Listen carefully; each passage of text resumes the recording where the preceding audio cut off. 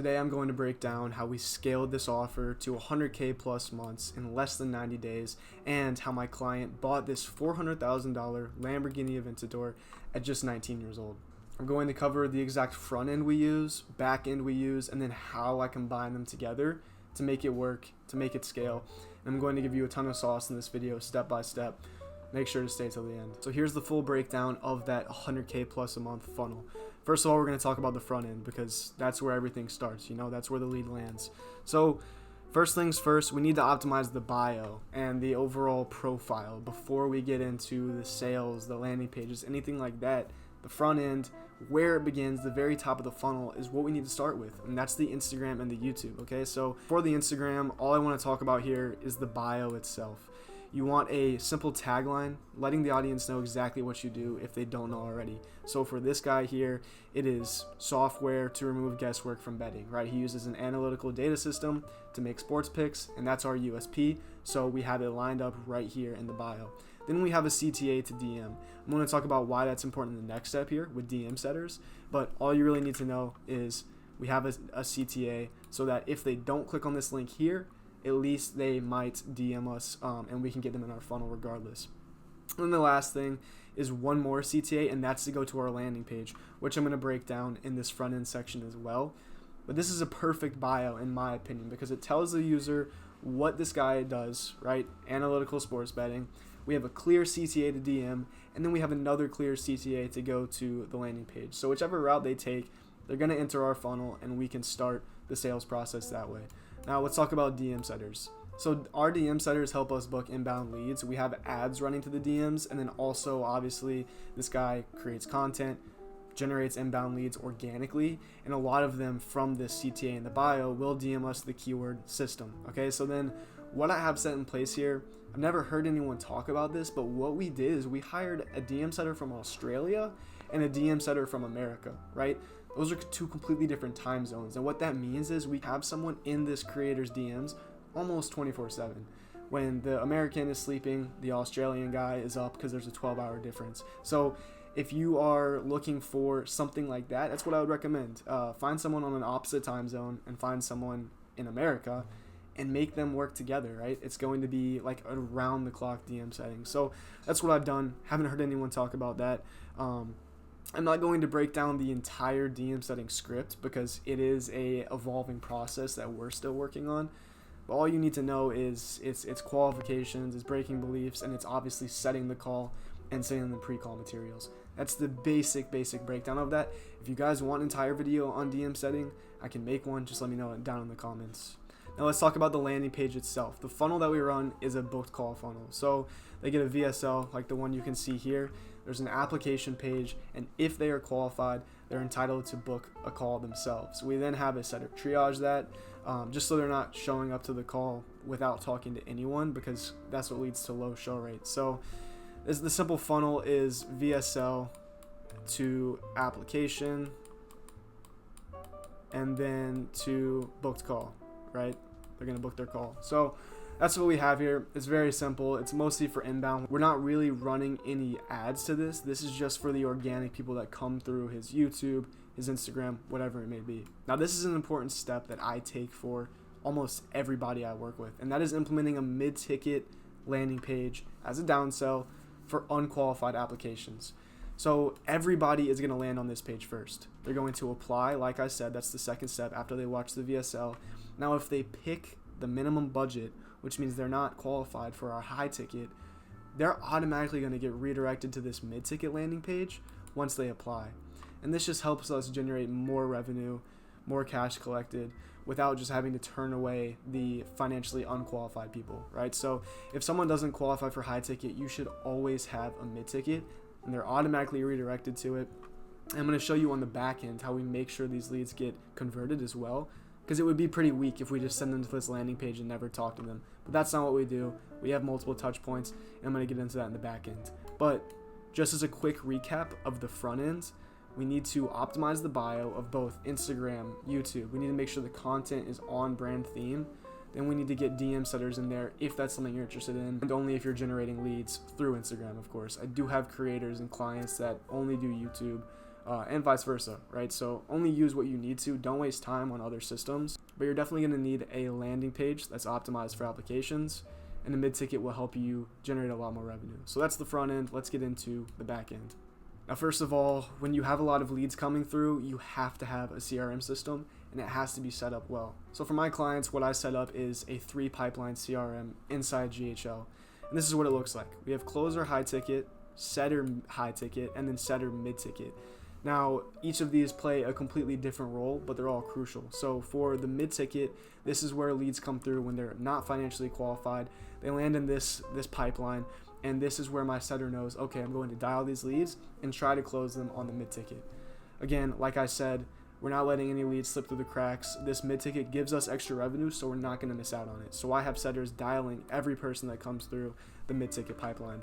Now for high-ticket, these are people that apply through this landing page, but don't book a call, right? So they go through the VSL, they apply and they're financially qualified, but they don't book a call. So what we have to do is have a setter dial them and book them in themselves. Again, this is just another example of not letting leads slip through the cracks. If you take anything away from this video, it's that. You need to have a system in place for every place where a lead could end up. And that way you're not just losing leads and losing revenue and cash collected as a result. So if people don't book a call, the setter's hitting them up and we're getting them booked that way. And then of course, closer high ticket is just for when people do booked calls, they're getting placed in this pipeline, and it's for the closer to keep up with where they are in that pipeline, right? Did they show? Did they close? What was their objection? Was the offer pitched, etc. Now, I'm a big advocate for email marketing. If you're not doing email marketing for your info product, you're missing out on a lot of scalability, a lot of revenue. The basic ones that I do are pre-call, no-show, objection handling, follow-up sequences, and other things. Now, the objection handling one is a pretty unique one that I do. Inside this pipeline of the CRM, we have specific objections for no closes. So if it's money, if it's family approval, if it's needs to think about it, each one of those is a different objection, and we have a different stage in the pipeline for those, and we send specific email sequences for those objections that are meant to handle it, right? So if it's money, we're going to handle that objection. If it's need to think about it, we're going to handle that objection and try to make them move forward. And another one that I didn't include here that I want to talk about is downsell, right? So the downsell to mid-ticket, that's something we do. Now, when someone applies and they're not qualified, they're landing in this, so they're getting a VSL, they're getting an entire sales letter under this, and they are getting dialed by the setter, right? Because they're in our pipeline now, so they're getting dialed by the setter, they get a landing page, and they're getting an email sequence. This is what I'm saying about not letting leads slip through the cracks. We're having 2 different places of outreach and a landing page made for them just to collect a mid-ticket revenue, right? Because it adds up. So that's a way to really convert those mid-ticket leads and not just let those go to waste, is creating an email sequence for them, having your setters dial them, and just making sure those get closed. Now, you can do either a Discord or Slack. It really doesn't matter, but I have a sales team set up in Discord because that's just what I prefer. And I just use Zapier to automate the following things, which is applications, booked calls, EOC reports, payments, etc. It's just a place where everyone on the team can see the same things. So when applications come through, when book calls come through, and everything like that. It's just so everyone stays on the same page and there's no confusion about lead flow, closes, anything like that. Also inside of the Discord is a ton of resources, and the big thing about that is just weaponizing the sales reps, right? If you have sales reps that don't know what they're selling, don't know what they're doing, don't have the necessary resources, then you cannot expect to close and you cannot expect to scale. So to make sure of that, I've weaponized them with a ton of resources, including Loom videos, Google Docs, breakdowns for all the SOPs, right? How to use the GHL, how to submit an EOC report.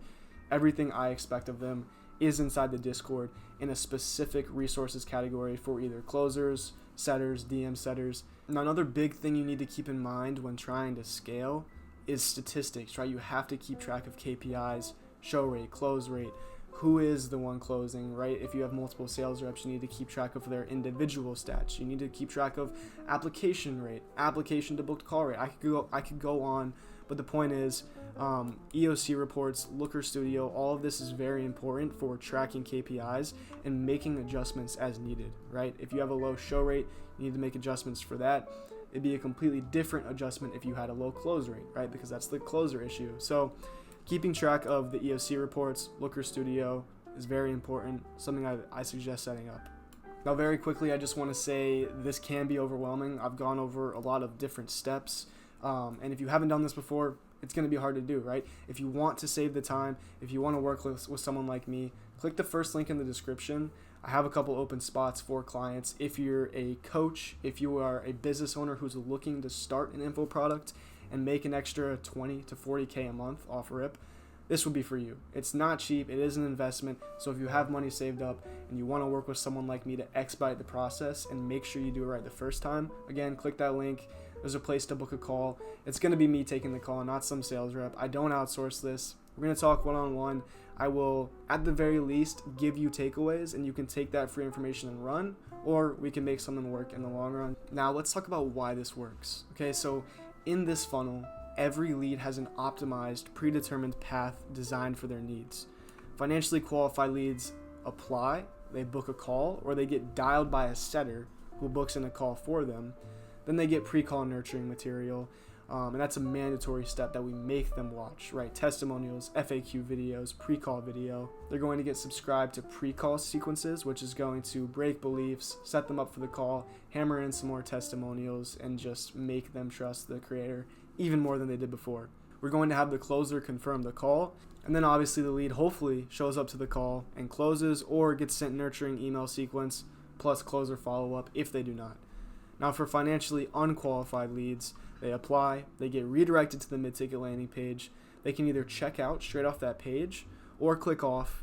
Either way, they're subscribed to our downsell email sequence, and they're getting dialed by a setter who attempts to close the lead on the mid-ticket offer. Like I said here, multiple touch points always. That's the key to this. KPIs are tracked closely, reps are always held accountable, and we have twice weekly meetings with the team to optimize and reflect over the last couple of days what went right, what went wrong, what stats do we need up, and what do we need to maintain in order to keep up the track that we're going on. Another thing I wanted to point out here is we're not just relying on one way of generating leads. Leads can come through organic content on Instagram and YouTube, which he's posting on both, and we're getting a good amount of them. And we also have paid ads, right? Leads can DM the keyword and enter the funnel by talking to our DM setters, or they can just click the link in the bio, like I showed you earlier in the video, right? So whether it's a YouTube description, whether it's that link in the bio, they can expedite the process and go straight to the landing page, but they can also DM us if they're a little bit less sure, and they can get nurtured by our DM setters and booked. So that's the breakdown of front end, back end, and why it works and how we've been able to scale to 6 figures. And I just want to say that this system works across all niches, okay? So if you're watching this in a completely different niche, it doesn't matter. As long as it's something valuable and worth money, you can use the same system to scale to 20, 40, 100K a month just as easily. I've scaled countless clients in different niches using the same system, okay? I've SOP'd all of this. I do the same thing for each client, and it works, right? 52K MRR here, 165K, which is up 590% from when we partnered up with this one client. You can see all-time revenue here is about the same as this one. It's about 165,000. This is in a higher time frame though, keep in mind. You can see here we got this guy set up and made 76K. So again, I will say if you have a skill and the following, but you're missing the system to convert views into cash, let's talk, okay? Book a call directly with me and we'll figure out exactly how to make your dashboards look like these ones above. Only book this call if you're serious, you have money to invest, and you want to make an extra 20 to 40K a month.